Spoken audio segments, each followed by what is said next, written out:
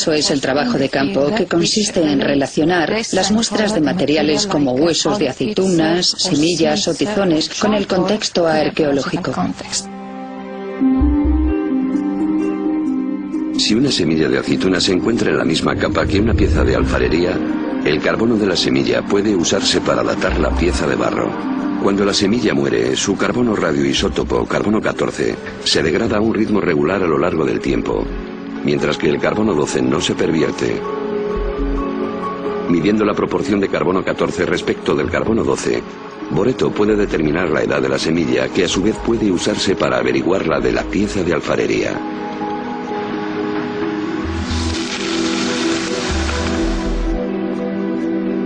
Sus muestras de carbono permiten fechar la pieza Albright, que la mayoría de los arqueólogos asocian a los tiempos de David y Salomón, unos 75 años más tarde.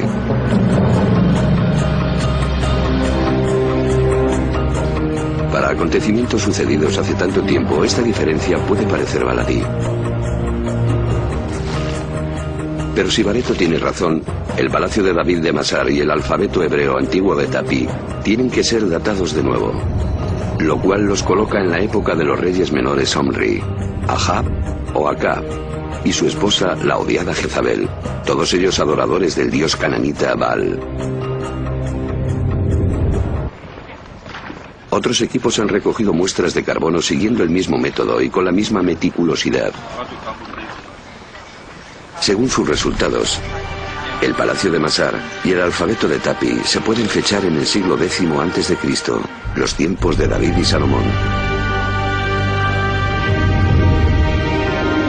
¿Cómo podemos explicar esta diferencia? El problema es que estas dataciones por el método carbono 14 tienen un error de más o menos 30 años, que es aproximadamente la diferencia entre los dos resultados. Las piezas de alfarería y el método del carbono no pueden por ellos mismos dilucidar si el reino de David y Salomón fue tan grande y próspero como lo describe la Biblia.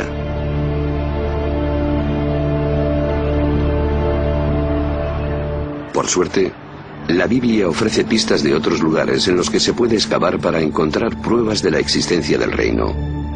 La Biblia asegura que David conquistó el reino y que su hijo Salomón fue el gran constructor. Esa fue la razón de la leva que el rey Salomón impuso para construir la casa del Señor, su propia casa. El terraplén, el muro de Jerusalén, Hazor, Megiddo y Gezer. Primer libro de los Reyes 9:15.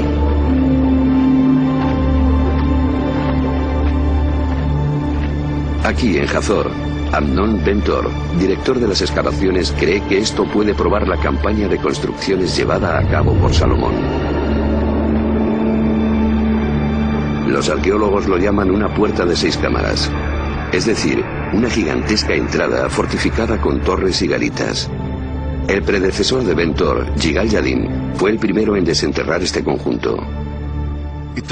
Resultó ser una puerta con 6 cámaras. E inmediatamente Yadin recordó una puerta muy parecida excavada en Gezer. Después, un equipo de la Universidad de Chicago descubrió esta puerta aquí en Megiddo. Asombrado por el parecido entre estas 3 puertas, Yadin recordó el pasaje de la Biblia. Aquí tenemos una conexión maravillosa entre el fragmento bíblico y su manifestación arqueológica. 3 puertas monumentales, todas diseñadas según el mismo plan, podrían ser prueba no solo de prosperidad, sino de la existencia de una autoridad central. A través de los años, los israelitas habían estado divididos en tribus y después en reinos de norte a sur. La ubicación de estas puertas, sorprendentemente semejantes en ambas zonas, indican que hubo una sola autoridad de gobierno en todo el país.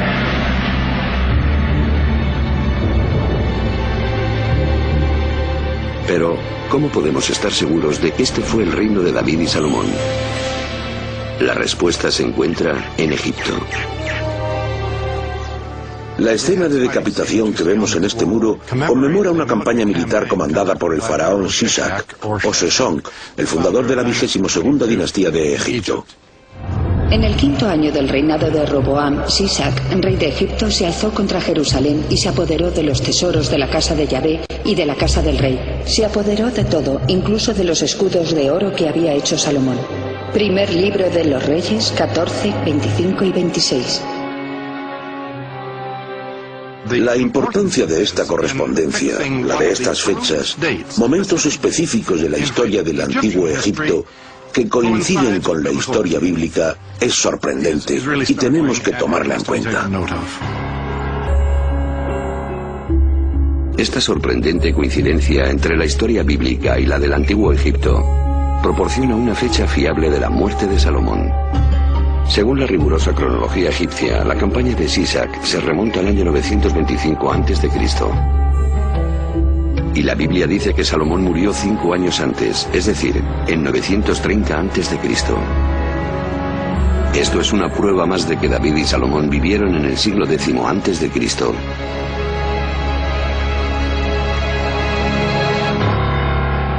Aunque ocultas en estos muros se encuentran más pruebas. Estos óvalos que representan a cautivos y murallas de ciudades son los lugares conquistados en Israel por el faraón Sisak. Uno de ellos es Gezer, donde los arqueólogos encontraron el sello de las construcciones salomónicas, una puerta de 6 cámaras. Bill Dever dirigió estas excavaciones a finales de la década de 1960. Aquí tenemos evidencias tangibles de una destrucción.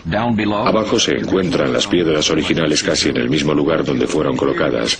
Pero si miramos aquí nos damos cuenta de que están agrietadas. Incluso podemos ver dónde fueron quemadas por el calor y el gran incendio provocado aquí. Y arriba vemos que el fuego fue tan intenso que la piedra caliza se fundió y fluyó como si fuese lava. Esto es un conjunto de pruebas empíricas de una destrucción que podemos relacionar con la célebre campaña del faraón Sisak.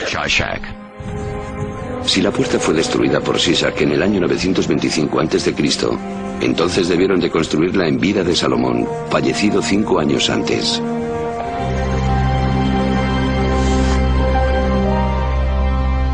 Aunque una minoría de arqueólogos sigue estando en desacuerdo, esta coherencia entre la Biblia, la cronología egipcia y las puertas de Salomón constituyen una prueba poderosa de que en tiempos de David y Salomón hubo un gran reino que se extendió por todo Israel, norte y sur, y cuya capital fue Jerusalén.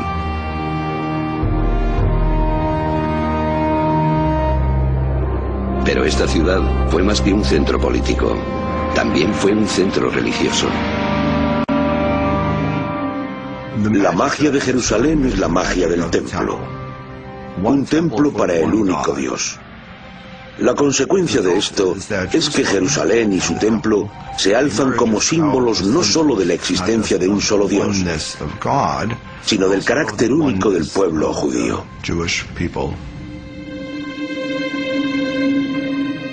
La religiosidad de los antiguos israelitas se asemeja poco al judaísmo actual. En aquellos tiempos todo giraba en torno al templo, construido por Salomón, hijo de David, y considerado la joya